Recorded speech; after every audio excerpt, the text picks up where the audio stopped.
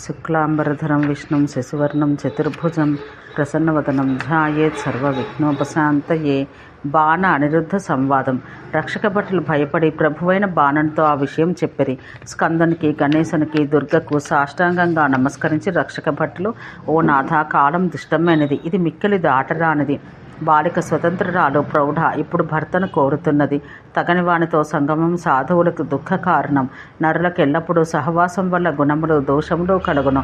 చిత్రలేఖ స్వయంగా దూతి పరుడైన వరుని తీసుకుని వచ్చింది. వాడు రణశూరుడు, మహావీరుడు, రాజశ్రేష్ఠుడు, మహారథుడు, యువకుడు, వ్యాధిహీనుడు, కందర్పుని కన్నను సుందరుడు. వీరి చేతి సంభోగం చేయించినది వారు రాత్రింబగళ్లను కూడా గమనించటలేదు. ఇప్పుడు నీ కన్య ఆ ఉషా సతి గర్భవతి, కులజురాలు. కులం వారికి మండుచున్న నిప్పు వంటిది. దౌహిత్రుడో లేక దౌహిత్రియో నీకిప్పుడు కలగగలదు. కన్యని చూడము. ఆమె మహాప్రౌఢ, నగరమునకు చెందినది, చాలా చంచల, నాగరులతో కూడినది. ఆమె అవయవాలన్నింటిపై నఖక్షతాలున్నవి. వరుణకు ఆధీనమైనది, పురుషునితో కూడినది. రహస్యంగా రతి సంగమం చేసింది. చిరునవ్వుతో, ఓరచూపులతో, చంచలమైన కన్నులతో చూచుచున్నది అని చెప్పగా అంతటా బాణుడు ఈ రకమైన మాటలు భటుల వల్ల విని కోపపడి సిగ్గుపడెను. యుద్ధం చేయుటకు నిశ్చయించెను. శివుడు పలుమార్లు అతన్ని వారించెను. గణేశుడు, స్కందుడు, పార్వతి వీరందరూ వద్దన్నారు. భైరవి, భద్రకాళి, యోగినులు, 8 మంది భైరవులు, ఏకాదశ రుద్రులు, చండాలులు, గ్రామదేవత, కోటరి వీరందరూ ఒక తల్లి తన పిల్లవాని హితం కోరి చెప్పినట్టు వద్దని చెప్పిరి. మూఢుడు తనకు తాను పండితుడినని భావించుకున్న బాణునితో నీతిశాస్త్రబద్ధమైన, హితమైన, సత్యమైన, పరిణామంలో సుఖం కలిగించే మాటలతో శంకరుడు, ఓ బాణ, ఒక పురాతన వృత్తాంతం చెబుతాను విను. భూభారం తగ్గించుట కొరకు భారతదేశమందు ఈశ్వరుడు స్వయంగా జన్మించెను. ఆయన రాజేంద్రులందరినీ చంపి ద్వారకయందున్నాడు. అతని వెంట్రుకల ఎందు లోకాలున్నవి. అతడు సత్ ఈశ్వరుడు. అందుకే వాసుదేవుడిని ప్రసిద్ధి చెందినని తెలిసిన వారందరూ. ధాతకు విధాత అయిన భగవంతుడు చక్రపాణి స్వయంగా భూమిపై ఉన్నాడు. ఆయన బ్రహ్మ, విష్ణు, శివాదులకు ఈశ్వరుడు. ప్రకృతికి పరుడు, నిర్గుణుడు, నిరీహుడు. భక్తులను అనుగ్రహించడం కొరకు రూపం ధరించి ఉన్నవాడు. ఆయనయే పరమైన బ్రహ్మ, పరమైన స్థానం. దేహికి పరమమైన ఆత్మ. పరమాత్మైన అతడు శరీరం నుండి వెడలిపోయిన ఎడల జీవుడి శవమే. ఓ మూఢ, ఆయనతో యుద్ధం చేయతగదు. శస్త్రంతో సమానుడు. మహాకాశం దిశలెట్లో అతడు అట్లే. అతడు ఆత్మ, నిరాకారుడు, ధ్యానానికి కారణమైన వాడు, దేహమందుండవాడు. ఆయన కొడుకు అనిరుద్ధుడు, గొప్ప బలపరాక్రమాలు కలవాడు. స్వయంగా క్షణంలో ముల్లోకాలను కూడా నశింప చేయుటకు సమర్థుడు. దేవతలు, దైత్యులు, ఇతరమైన బలవంతులు, మహారథులు అందరూ మహారథులు. అనిరుద్ధుని కలలో 16వ భాగానికి కూడా తగరు. సమానమైన ధనము, సమాన బలం కలవారికి వివాహం మిత్రత్వము అగును. ఒకడు బలిసి మరి ఒకడు బక్కచిక్కిన వాడైన వారికి స్నేహం తగదు. నీ తండ్రి బలి దైత్యులందరికీ సారభూతుడు, మహారథుడు. అతడు క్షణకాలంలో ఆ పరమాత్ముని సుతలమునకు తీసుకొని పోబడను. అది కేవలం హరికల మాత్రమే. పరిపూర్ణతముడైన పురుషునికి అందరూ అంశభాగాలే. అతడు బృందావనేశ్వరుడు, కృష్ణుడు, పరమాత్మ. అతని కలలే అని పలకగా పార్వతి, ధ్యాననిష్ఠులకు వారికి బ్రహ్మ, మహేశ్వరుడు, శేషుడు, దినేశుడు, గణేశుడు, యోగీంద్రులకు గురువైన వారి అందరికీ గురువు సనత్కుమారుడు, కపిలుడు, నరుడు, నారాయణుడు, మనువులు, మునీంద్రులు, సిద్ధేంద్రులు, యోగుల్లో శ్రేష్ఠులు. అందరికీ ఆయనయే ఆది, అన్నిటికీ బీజం. సర్వేశ్వరుడు, పరాత్పరుడు. జ్ఞానులందరూ ధ్యానమునకు అసాధ్యుడైన సనాతనుడైన భగవంతుని తమ హృదయ పద్మంలో ఆయన రాత్రింబగళ్ళు ధ్యానించెదరని చెప్పగా గణేశుడు, వైష్ణవుడు, మహాత్ముడైన బలికి, ధీమంతుడైన ప్రహ్లాదునికి ఇట్టి కొడుకు జన్మించట దురదృష్టం. ఇట్టి మూఢుడు ఎట్లు పుట్టెను అనెను. స్కందుడు, ఓ అన్న, హిరణ్యకశిపునికి కథ వినలేదా? హిరణ్యాక్షుని కథ, మధుకైటభుల కథ వినలేదా? ఆ దైత్యులందరూ నీకన్నను ముందున్నవారు, మహాబలపరాక్రమాలు కలవారు. మహాత్ముడు విష్ణువు అవలీలగా వారిని యమసదనానికి పంపించెను. భగవంతుడు నాసకుడు, ప్రభువు, స్వయంగా నారాయణుడే. అతని నుండి రక్షించేవాడెవడు కలడు? ఓ భ్రాత, శుభం కలుగుట కొరకు నీ ప్రయత్నం నుండి మరలిపో అని హితం చెప్పగా వారి మాట విని కోపంతో ముఖము, కన్నులు ఎర్రబడగా ధనుస్సును ధరించిన యముని వలె ఉన్న ఆ సురేశ్వరుడు, ఓ తల్లి పార్వతి, చెప్పదను వినుము. ఓ తండ్రి మహేశ్వర విను. ఓ గణపతి సోదర, ఓ కార్తీక భ్రాత వినుడు. ప్రాణులకు శుభము అశుభం అనేది ప్రాక్తన కర్మలను అనుసరించే జరుగును. చేసిన కర్మ కన్నా వేరైన కార్యం ఎవరికీ ఉండదు. కాలం దాపురించకపోయినా 100 బాణాలతో కొట్టినా చావడు. కాలం సమీపించిన గడ్డిపోచ మొదలను తాకించినా బ్రతకడు. ఇది వరలో ఎవని వల్ల ఎవనికి చావు విధాత రాసెను, అదే నిత్యం సత్యం.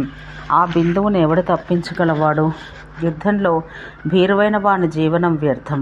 జయించిన కీర్తి రాగలదు, చచ్చిన స్వర్గానికి పోగలడు. ఆ బాలుడు శివుడు రక్షించుచున్న నగరంలోనికి ప్రవేశించి కన్యను తీసుకుపోయెను. పార్వతి, గణేశుడు, బలి వీరితో యుద్ధంలో కన్యను ఎవడు గ్రహించును? బ్రతికిన వానికి ఎవనికి ధైర్యము? నీ కూతురు గర్భవతి అని సభలో రక్షకులు తెలియజేసిరి. ఇది నాకు వజ్రతుల్యం, మిక్కిలి శృతికటువైన మాట. అందువల్ల అనిరుద్ధుని చంపి కన్యకను చంపెదను, లేదా మండుచున్న అగ్నిలో శరీరం విడిచిపెడతానని పలకగా గ్రామదేవత అయిన కోటరి, ఓ వత్స, చెప్పెదను వినము. నేను కూడా నీకు ధర్మ ప్రకారం తల్లిని. చెడు చావుగల కొడుకుతో కూడా తల్లిదండ్రులకు అడుగడుగునా దుఃఖమే కలుగును. కన్య ఇతరులతో తీసుకొని పోబడింది కనుక ఆమెను అతడుగాక ఇతరులకు ఇవ్వలేం. శ్రీకృష్ణుని పౌత్రుడు ప్రద్యుమ్నుని సుతుడైన బలశాలి అనిరుద్ధునకు ఇష్టపూర్వకంగా నీ కన్యకను ఇమ్ము. ఈ భారతవర్షంలో 7 తరాల పితరులతో కూడా నీవు పవిత్రుడవగదువు. నీ సర్వస్వాన్ని అరణముగా ఇమ్ము. నీకు భూమిలో గొప్ప కీర్తి రాగలదు. లేకున్నా మాధవుడు యుద్ధ మధ్యంలో నిన్ను చంపును. ఆ మాధవుడు సుదర్శన చక్రంతో నిన్ను చంపుచుండగా రక్షించుటకు సమర్థుడెవరు అని పలికిన కోటరి మాట విని దైత్య పొంగవుడు కోపగించెను. అటు తర్వాత అతడు రథమెక్కి హరి పౌత్రుడు అనిరుద్ధుడిన ప్రదేశానికి వెళ్ళెను. శంకరుని ఆజ్ఞతో స్కందుడు సేనాపతిగా వెళ్ళగా బాణుడు స్వస్థ్యయనం చేసెను. గణేశుడు, శివుడు స్వయంగా స్వస్థ్యయనం చేసిరి. పార్వతి కోరి బాణునికి శుభాశీసులు అందించింది. 8 మంది భైరవులు, 11 మంది రుద్రులందరూ తమ చేత శస్త్రములు ధరించి యుద్ధానికి సంసిద్ధులైరి. ఇంతలో పార్వతితో బాణపత్నితో ప్రేరితుడై త్వరగా దూత అనిరుద్ధునితో, అనిరుద్ధ, లెమ్ము, క్షేమకరమైన పార్వతి మాటను వినము. ఓ వత్స, యుద్ధ సందర్ధుడవు కా, యుద్ధం చేయము, బయటకు రమ్ము అని పలకగా ఆ మాటలు విని ఉష భయపడి ఏడుస్తూ పార్వతీ సతిని త్రాసంతో స్మరించి, ఓ మహామాయ, నీవే జగత్తుకంతవు తల్లివి. నా ప్రాణేశ్వరిని రక్షించుము, అభయమిచ్చాడు దానా. ఘోరమైన దారుణమైన సంగ్రామం అందు అతన్ని రక్షించుటకు అభయమిమ్ము. నీ స్నేహం అంతటా సమానమని పలికింది. అంతలో సమర్థుడైన అనిరుద్ధుడు యుద్ధానికి సిద్ధుడై శస్త్రాన్ని చేతధరించి ఆనందంతో శిబిరం నుండి బయటకు వచ్చి ఉష ఇచ్చిన రథమును అధిరోహించి సిద్ధమయ్యను. అతడి చేతి శస్త్రం ఉన్నది. ముఖము, కన్నులు చాలా ఎర్రగా ఉన్నవి. బాణుడు అనిరుద్ధుని చూసి కోపంతో ఘోరమైన యుద్ధ మధ్యంలో మండిపోతూ విషపు మాటలతో, ఓ వీరా, మహాదుష్టుడా, నీతిని వదిలినవాడా, చంద్రవంశానికి నిప్పు వంటివాడా, పుణ్యక్షేత్రమందు అపకీర్తి తెచ్చేవాడా, నీ తండ్రి శంబరుని చంపి అతని కామినిని తీసుకుని వచ్చాను. ఆ పిదప నీవే జన్మించితివి. ఇతరులకు చేటు చేటులో నీ కులం పేరుగన్నది. నీ తాత వాసుదేవుడు మధురలో క్షత్రియుడు, గోకులంలో వైశ్యపుత్రుడు, పేరు నందనందనుడు, బృందావనంలో గోపుడైన నందని పశురక్షకుడు, గోపికలకు సాక్షాత్తు జారుడు, దుష్టుడు, పరమలంపటుడు, ఆడదాన్ని పూతనను వెంటనే చంపినవాడు, అధార్మికుడు, మధురకు వచ్చి మైథునంతో కుబ్జను చంపెను. దుర్బలుడైన నరకుని చంపి మనోహరమైన స్త్రీ సమూహాన్ని స్వీకరించను. అతడు యోనిలుబ్ధుడు, తన కొడుకును అతినిష్ఠూరంగా చంపినవాడు. మానవుడైన భీష్మకుని జయించి దుర్బలుడైన అతని కొడుకును కూడా జయించి దేవతలకు యోగ్యురాలైన అతని కన్య రుక్మిణిని తీసుకుని వచ్చినవాడు. సత్రాజిత్తు సూర్యుని భృత్యుడు. అతడు ఆ దేవుని నుండి మణిశ్రేష్ఠాన్ని పొందగా ఉపాయంతో చంపి మణిని కన్యకను స్వీకరించెను. కురు పాండవుల చేత దారుణమైన యుద్ధం చేయించెను. అతడు యుధిష్ఠిరుని యజ్ఞమందు శిశుపాలని, అటు పిమ్మట దంతవక్త్రుని, సాల్వుని, జరాసంధుని దారుణంగా చంపివేశను. అంతేకాక భూమి అందలి రాజసమూహాన్ని వధించెను. నరకుని ఉపాయంగా చంపి అతడి సర్వస్వాన్ని హరించెను. అతి దుర్బలుడై రాజులకు భయపడి సముద్రుని శరణు వేడెను. భార్య మాటలు విని అన్న అయిన ఇంద్రుని జయించి స్వర్గంలో దుర్లభమైన పారిజాతాన్ని, దాని పుష్పాలను తీసుకుని వచ్చెను. అధర్మిష్ఠుడై తల్లి సోదరుడైన కంసుని చంపి అతడి సర్వస్వం హరించి వేశను. ఇంకనూ నీకు ఏమి చెప్పవలను? యుద్ధంలో భల్లూకాన్ని జయించి దాని కన్యను స్వీకరించెను.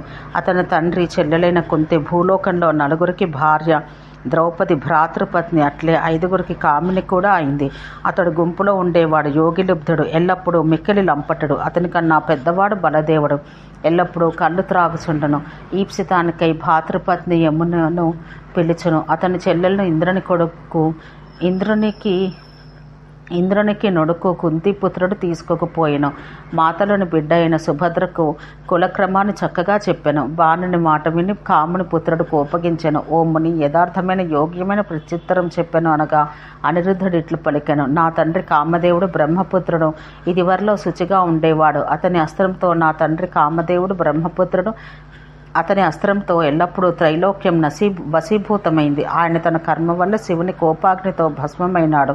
మన్మధుడు అందరికీ పరమాత్మైన కృష్ణుని కొడుకు. ఇప్పుడు నా తల్లి రతి పతివ్రత శంబరుడు బలవంతంగా తీసుకుపోగా పతిశోకంతో అతని ఇంటిలో ఉన్నది. తన ఛాయ అయిన మాయావతినిచ్చింది. మాయతో శయనమందు ఉన్నాడు. రతి తన ధర్మాన్ని రక్షించును. ధర్మసాక్షిగా ఆ ఇంటి యందున్నది. శత్రువైన శంబరుని చంపి తన ప్రియమైన సతిని గ్రహించి ద్వారకకు వచ్చెను. దీనికి చంద్రసూర్యులు సాక్షి. పితామహుడైన వాసుదేవుని గురించి నీకేమి తెలియను? మూడిని వలె ఉన్నావు. అతని గురించి సజ్జనులు కూడా తెలుసుకోలేరు. 4 వేదాలకే తెలియదు. నివసించే వారందరికీ అతడు వాసం. అతని రోమములందు విశ్వం కలదు. నివాసమునకు దేవుడు పరబ్రహ్మ కనుకనే వాసుదేవుడని చెప్పబడెను. నీవు సాక్షాత్తుగా శంకరుని భృత్యుడైన బలికి పుత్రుడవు, కింకరుని కుమారుడవు. ఓ జ్ఞాన దుర్బలుడా, గోకులంలో వైశ్యపుత్రుడు దీని గురించి చెప్పెదను వినుము. క్షత్రియ వయస్సులను ఎల్లప్పుడూ పరస్పర భోజనము వేదవిహితం. ద్రోణుడు ప్రజాపతి శ్రేష్ఠుడు. అతని ప్రియసతి ధర. అతడు తపస్సు చేసి పరమాత్మైన ఈశ్వరుని పుత్రునిగా పొందను. ద్రోణుడు నందుడు వైశ్య శ్రేష్ఠుడు. ఆ యశోద సతీ ధర రాధ వృషభానుని సుధామణి శాప కారణంగా 30 కోట్ల గోపికలను తీసుకుని భర్త ఆజ్ఞతో పుణ్యప్రదమైన భారత క్షేత్రానికి ఆమె గోలోకం నుండి వచ్చింది. ఆనందంతో ఆయన తన భార్యలతో రమించెను. రాధను వివాహమాడెను. అందుకు బ్రహ్మ పురోహితుడు. ఆనందంతో 1,000,000 మంది గోపికలు గోలోకం నుండి వచ్చిరి. తేజస్సులో హరితో సమానమైన వారు. హరికి వారు పక్కన ఉండువారలో శ్రేష్ఠులు. గోపవేషమందున్న అతనికి గోరక్షణం హరిపని. మాయకు ఈశుడు. అతడు మాయతో గోపుల శిశురక్షణ కొరకు ఈ విధంగా ఉన్నాడు. ఓ అసుర, పూతన బాలకన్య, నీ చెల్లెలు వామనుని చూసి ఆ గొడ్రాలు మనసులో పుత్రునిగా తలచి ఇట్టివాడు ఇప్పుడు నా కొడుకైన బాగుండునని భావించింది. సుందరుడైన ఆ కొడుకును వక్షమందుంచుకొని పాలు ఇచ్చేదను అని భామిని కోరుకున్నది. ప్రభువు భగవానుడు ఆమె మనస్సును పూర్తి చేసెను. పాలిచ్చి ఆమె రత్నాల పల్లకిలో గోలోకానికి వెళ్ళింది. కుబ్జ పూర్వజన్మలో దురాత్ముడైన రావణుని చెల్లెలు శ్రీరాముని కామముతో కోరుకున్నది. ఆమె పూర్వం శూర్పణఖ. సతి ధార్మిక శ్రేష్ఠుడైన లక్ష్మణుడు ఆమె మొక్కుకోయగా తపస్సుతో బ్రహ్మవరమును పొంది ఈశ్వరుని ప్రియునిగా పొందింది. తాను చేసిన పుణ్యంతో అతన్ని పొంది గోలోకానికి ఆమె వెళ్ళిపోయింది. కృష్ణుని ఆలింగనంతో గోలోకంలో గోపిక అయినది. తన పూర్వమందలి ప్రార్థన కర్మతో నరకుడు హరిచేతనే చంపబడెను. ఆయన సూర్యచంద్రుల సాక్షిగా కన్యలను వివాహమాడెను. భీష్ముని కన్య మహాలక్ష్మి రుక్మిణి శ్రీకృష్ణుని ప్రియమైన భార్య. ఆ సాధ్వి బ్రహ్మ అనుమతితో వైకుంఠం నుండి వచ్చింది. సత్రాజిత్తు కన్య అయిన సత్యభామ వసుంధర. ఆ రాజు ఆ మనని కృష్ణునికి అరణంగా ఇచ్చెను. కురుపాండవుల యుద్ధంతో భూభారం తగ్గించెను. శిశుపాల దంతవక్త్రులు జయ విజయులైన వారు.